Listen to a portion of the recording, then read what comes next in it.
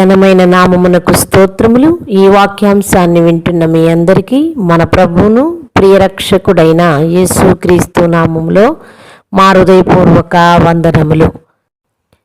మా ఛానల్ను సబ్స్క్రైబ్ చేసుకోండి, లైక్ చేయండి. అనేక మందికి ఈ శ్రేష్టమైన వాక్య సందేశాన్ని షేర్ చేసి దేవుని యొక్క ఆశీర్వాదాల్ని పొందుకోవాలని ప్రార్థిస్తున్నాము. ఆమేన్.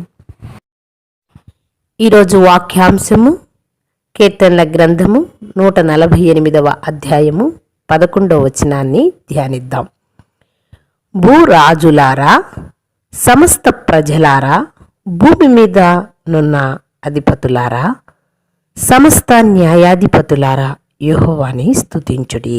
ఆమేన్.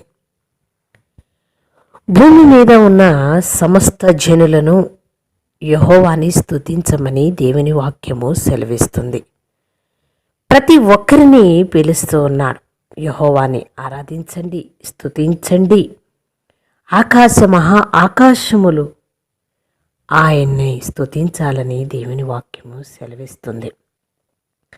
ప్రతిదీ కూడా, సూర్యచంద్ర నక్షత్రములు కూడా ఆయన్ని స్తుతించాలని దేవుని వాక్యము సెలవిస్తుంది. ఏది కూడా బీరిపోకుండా దేవాది దేవుణ్ణి ఘనపరచాలంట. వృక్షములు, సమస్తము, మృగములు, పశువులు, ప్రతి జీవి కూడా ఆయన్ని స్తుతించాలి. ఎందుకంటే జీవం ఇచ్చినవాడు ఆయన కాబట్టి ఆయన్ని మనము ఆరాధించాలి. ప్రియ సహోదరుడా, సహోదరి, యెహోవాను స్తుతించటం వల్ల నీవు ఈ భూమి మీద పుట్టినందుకు ఆయన పనిని చేస్తూ ఉన్నావు. అవును, ఆయన నామాన్ని ఘనపరచటం వల్ల ఆయన్ని పాటలతోనూ నీ ప్రార్థనలతోనూ నీ హృదయములో నిత్యము ఆయన్ని స్తుతించటం వల్ల ఆయనకి మహిమ తీసుకొచ్చేదానిగా ఉన్నావు.